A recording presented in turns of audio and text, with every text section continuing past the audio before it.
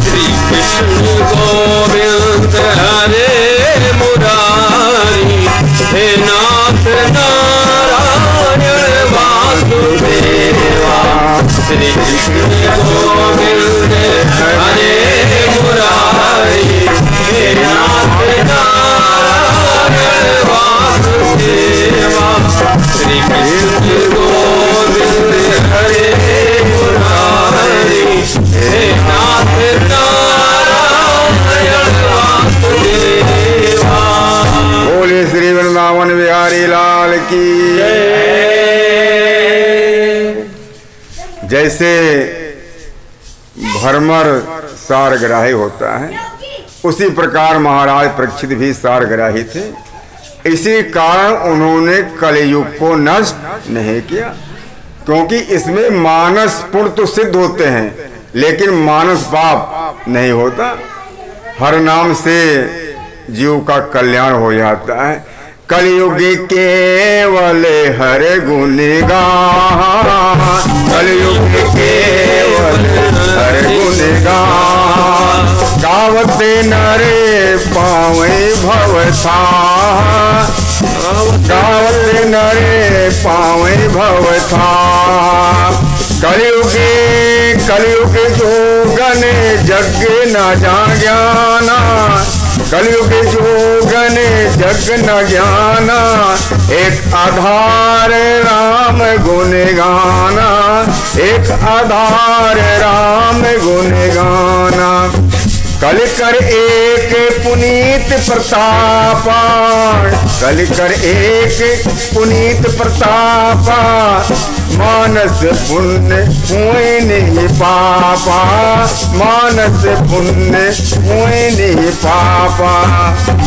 कलयुग में यज्ञ याग करने की आवश्यकता नहीं होती। एक हर नाम से ही जीव का कल्याण हो जाता है।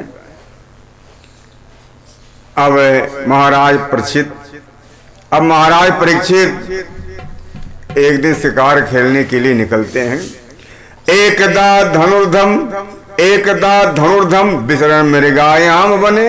एक दिन महाराज परीक्षित धनुष बाण लेकर के वन में शिकार खेलने के एक मृग का पीछा किया।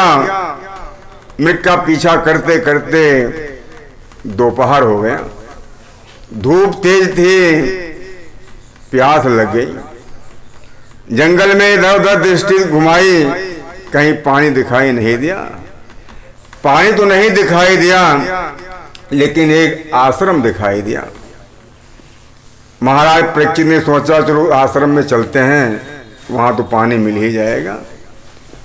वो आश्रम समीर ऋषि जी का था। महाराज परीक्षित पहुंचे। जब महाराज परीक्षित उस आश्रम में पहुंचे, उस समय समीर ऋषि जी एकदम ध्यान में बैठे थे, एकदम ध्यान में मग्न थे। उनके आने का उनको एहसास नहीं हुआ। फिर परीक्षित महाराज ने आवाज लगाई, कोई है, मुझे पानी पिला दो। लेकिन समीर ऋषि जी को इनकी आवाज तक नहीं सुनाई पड़ी, इतना ध्यान में मग्न थे। क्योंकि महाराज के सिर पर तो कलयुग सवार था। ये सोच रहे हैं मेरे राज में मुझे ही आसन नहीं मिला, मुझे ही सम्मान नहीं मिला, मेरा ही स्वागत नहीं हुआ, मुझे ही पानी नहीं मिला। इससे महाराज परीक्षित को क्रोध आ गया। उन्होंने देखा एक मरा हुआ सांप पड़ा हुआ था। उन्होंने धनुष की नोक से उस सांप को उठाया और समीर ऋषि के गले में डाल दिया और अपने नगर की ओर चल पड़े। महाराज के इस कार्य को आश्रम वासियों ने देखा और तुरंत वहां से गए। समीर ऋषि के पुत्र श्रृंगी ऋषि जो उस समय कौशिकी नदी में स्नान कर रहे थे, सारी बात बताई। तुम्हारे पिता के गले में किसी ने सर्प डाल दिया है। इतना सुनते वो आग बबूला हो गया और तुरंत उसी कौशिकी नदी का जल अपने हाथ में लिया और कहा, इत लंघयते मर्यादम कहता है इत लंघ है तो मर्यादम तक्षका सप्तमे अहिन दंग छेद इसमें कुल अंगार चा उदितो में तद द्रोहम।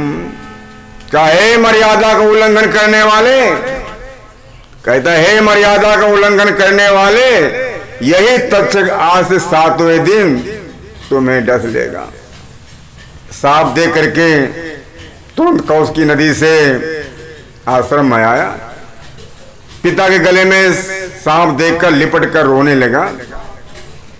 अपने पुत्र के रोने की आवाज सुनकर समीर जी का ध्यान भंग हो गया। अब सोचिए, जब महाराज परीक्षित आवाज लगा रहे थे पानी के लिए, तब ऋषि का ध्यान नहीं टूटा। आज पुत्र के रोने की आवाज सुनी तो ध्यान भंग हो गया। पुत्र का प्रेम कितना प्रबल होता है। पुत्र कैसा भी हो, अच्छा हो बुरा हो, सबको अपना पुत्र प्यारा होता है। समीर ऋषि ने रोने का कारण जाना। कारण जानने के बाद कहा, पुत्र तुमने तो अनर्थ कर डाला, तुमने एक राजा को शाप दे दिया। जानता है, एक राजा के न रहने से देश में चोर डाकू लुटेरे सब बढ़ जाते हैं। कोई यज्ञ करने वाला नहीं होगा, धर्म का नाश हो जाएगा। ये तुमने क्या कर डाला। इसीलिए तो कहा जाता है कि बाणी मीठी बोल रे, बाणी का बाण बुरा है। बाणी मीठी बोल रे, बाणी का बाण बुरा है। जिसकी बाणी में मीठापन है, जिसकी बाणी में मीठापन है, उसको सब ही जगह अमन है, उसको सब ही जगह अमन है। जी चाहे जहाँ ढोल रे, बाणी मीठी बोल रे, बाणी का बाण बुरा है। बाणी मीठी बोल रे, बाणी का बाण बुरा है। बाणी से ही रीत है गहरी,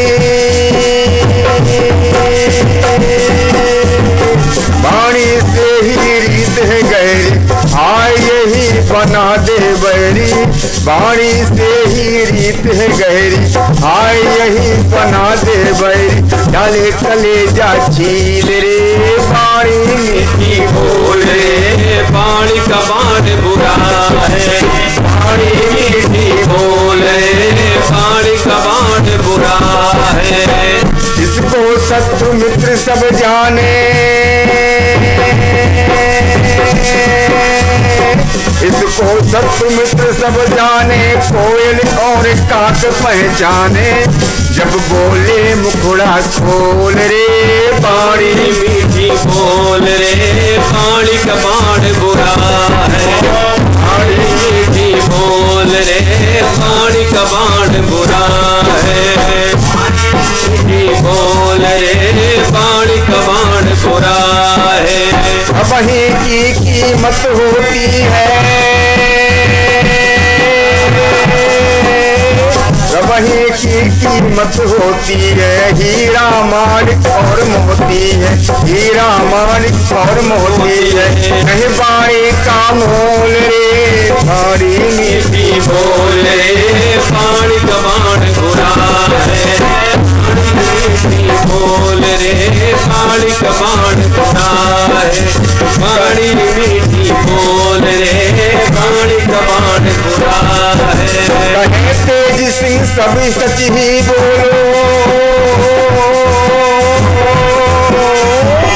कहे तेज सिंह सच ही बोलो, नहीं असत को तुम मुख खोलो। है जिसकी कच्ची तौल रे, बाणी मीठी बोल रे, बाणी का बाण बुरा है। बाणी मीठी बोल रे, बाणी का बाण बुरा है। बाणी मीठी बोल रे, बाणी का बाण बुरा है। के बाद समीर ऋषि ने अपने प्रिय शिष्य गौरमुख मुनि से कहा, बेटा तुम हस्तिनापुर चले जाओ और महाराज परीक्षित को संदेश दे दो कि 7 दिन में अपनी रक्षा का कोई उपाय कर लें, उनको सांप लग गया है। इधर गौरमुख मुनि हस्तिनापुर के लिए प्रस्थान करते हैं। उधर परीक्षित महाराज अपने राजधानी में पहुंचे, महल में गए। जैसे सिर से मुकुट उतार कर रखा, उनके ज्ञान का प्रादुर्भाव हो गया। सोच रहे मैंने क्या कर डाला जो आज तक मेरे वंश में किसी ने नहीं किया, वो मैंने कर डाला। एक ऋषि गले में सांप डाल दिया। इतना विचार ही करे तब तक दरबारी सेवक संदेश लेकर आते हैं। गौरमुख मुनि आए हैं, उनको सम्मान सहित अंदर ले गए। महाराज ने उनको आसन दिया, उनके चरणों को धोया, चरणोदक से अपने महलों को पवित्र किया। इसके बाद में गौरमुख मुनि ने कहा, महाराज आपको सांप लग गया है और आप 7 दिन में अपनी रक्षा का कोई उपाय कर लें। महाराज परीक्षित ने कहा, जो मैंने कार्य किया है उसका मुझे इसी प्रकार का दंड मिलना ही चाहिए था। इसके बाद महाराज ने अपने 5 वर्षीय पुत्र जन्मेजय को राज का सारा कार्यभार सौंपकर सारी आसक्तियों को त्याग कर भगवान के चरणों में मन लगा करके गंगा के किनारे गए और वहां अनशन पर बैठ गए। महाराज सोच रहे हैं, जो मैंने कर्म किया है उसका फल इसी जन्म में किसी न किसी प्रायश्चित के द्वारा भोग लेना चाहिए, क्योंकि अवश्यमयो भोक्तव्यम कृतम कर्म शुभाशुभम ना भुगते छेते कर्म कल्प कोट सतैर्यपि। कर्म का फल बिना भोगे 100 करोड़ कल्पों में भी क्षय नहीं होता। महाराज परीक्षित सोच रहे हैं कि जो होना था वही हो रहा है। बोलिए श्री वृंदावन बिहारी लाल की जय।